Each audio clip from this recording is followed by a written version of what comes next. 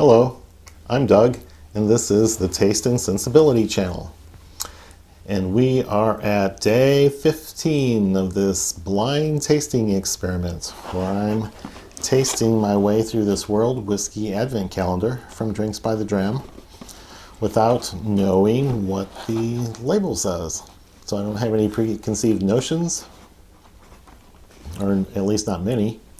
And we find out how little I know about whiskey from around the world. My head used to be really big, and it gets smaller and smaller with each tasting, so pretty soon it won't be in the video at all. So we're going to start in by breaking into the little chamber of cardboard. The hole is bottle 15, so that I can pull it out without seeing the label. I'll open it and pour it and give you my thoughts before finding out what the label says. Okay, it might be a little different than most. I got a little smell from the bottle. So very many single malts from Scotland or elsewhere in the world have a very similar profile. And a few of these, 3, 4 of these have been very different. And I'm going to smell and taste this and see if it fits some profile I know, or if it's just a total surprise and I have no idea what to say about it, which often happens. This one is a little on the solvency side as far as nose. I'm not picking up a lot of malt or peat or any kind of sherry cask finishing or maturation. Solvency is what I would say. Again, alcohol or acetone.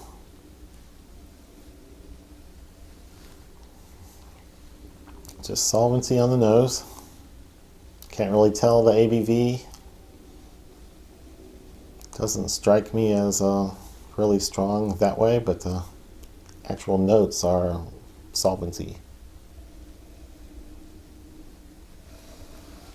Yeah, and there's no malt, no corn, no rye, no anything to go on.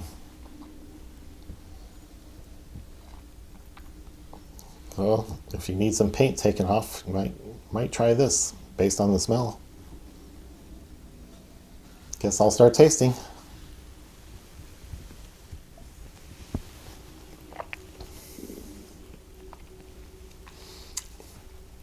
Okay, there's some ABV there. Tastes like ethanol on the palate.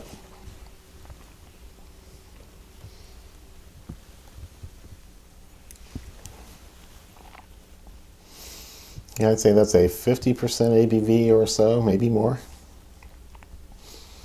But the flavors are hard to identify.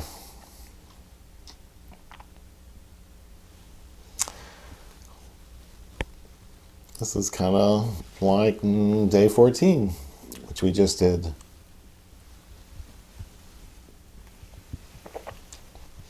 I'm not getting malty notes. Not getting corn, rye, or any of those things like in an American whiskey. Not getting any kind of fruity, dark fruits and things that you would get from a sherry cask maturation or just a finish even. Those things aren't there, but the ABV is certainly up 50-55% range.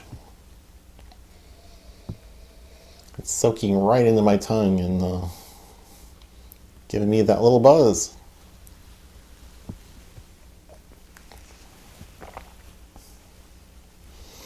But taste-wise, it is pretty thin.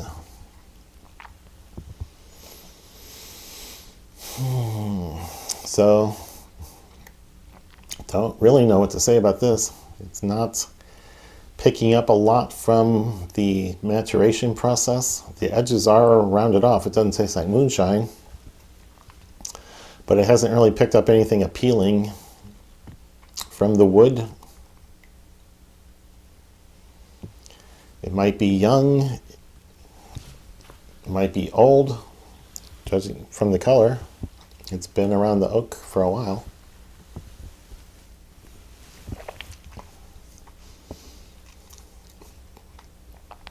But it is just alcoholic. I'm not picking up any pleasant notes from most of the spirits that I know and enjoy.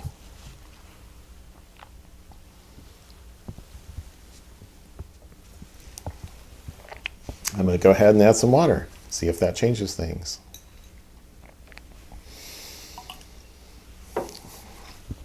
The finish that it has, there is a taste, but I'm not sure what to call it. And it lasts a while. It's always a longish finish, but it's not something you want in your mouth for a long time. See if the nose changed. Not really. It is still solvency, vapory. It doesn't give you any notes that make you want to drink it.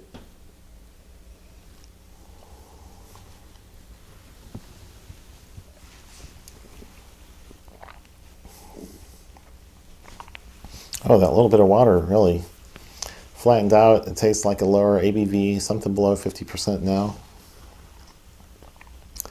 But it didn't pick up any interest.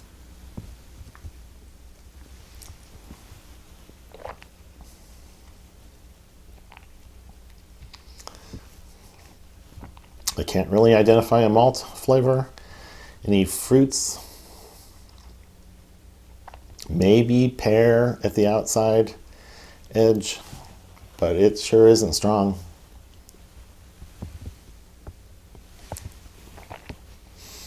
Yeah, it doesn't strike me as having any Scotch characteristics or conventional maturation in oak that's had a useful life doing something else. So don't know what to say about this other than it's a little thin, it's a little disappointing. I wouldn't seek this out or buy it.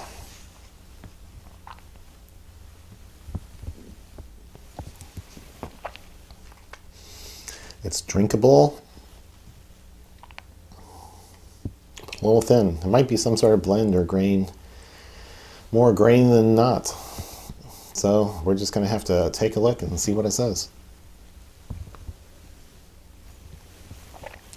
I would be surprised if it's Irish. I wouldn't be surprised if it's some grain-containing blend. So here we go. I give up.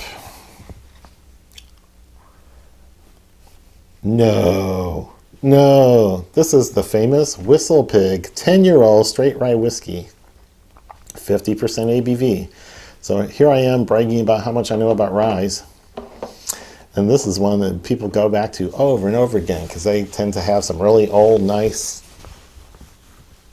ryes. And here I am calling it some sort of blend and grain and all those things.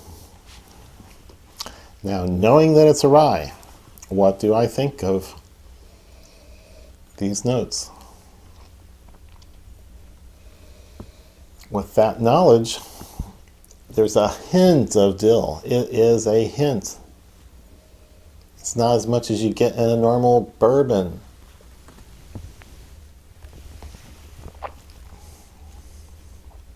%, rye in a mash bill could cause this much rye flavor. So I've tasted quite a few 6-year ryes, and they tend to soften the rye notes and pick up more of the oak characteristics when they're aged longer. So I know WhistlePig ages theirs extensively, and there's some really old ones, so maybe that just knocks out the rye notes that I'm used to. Because young ryes are usually pretty interesting and sparkly and spicy. Yeah, it's usually what you're going for. That's the interest that rye lovers have, is to get kind of beat up and pushed around the room a little bit. I am still not picking up overt rye. still tastes a little thin, and I did water it down a little bit, but I must be over 45% ABV. So this might keep me from buying a bottle of 10-year WhistlePig for $90 or whatever it runs. I'm going to have to re-examine my tasting routines and drinking routines.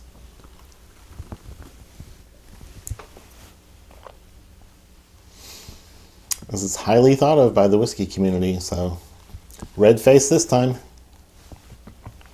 So if you like what you're seeing, and even if you don't, go ahead and give it a thumbs up, or give it a thumbs down if you want. But subscribe to the channel, see what we do in the future. It's coming up soon. And comment on what you are seeing. I guess I can take it. We'll find out. I probably won't start an argument or a fight with you. And this is a humbling experience, that's for sure. So, Merry Christmas, and that's all for now.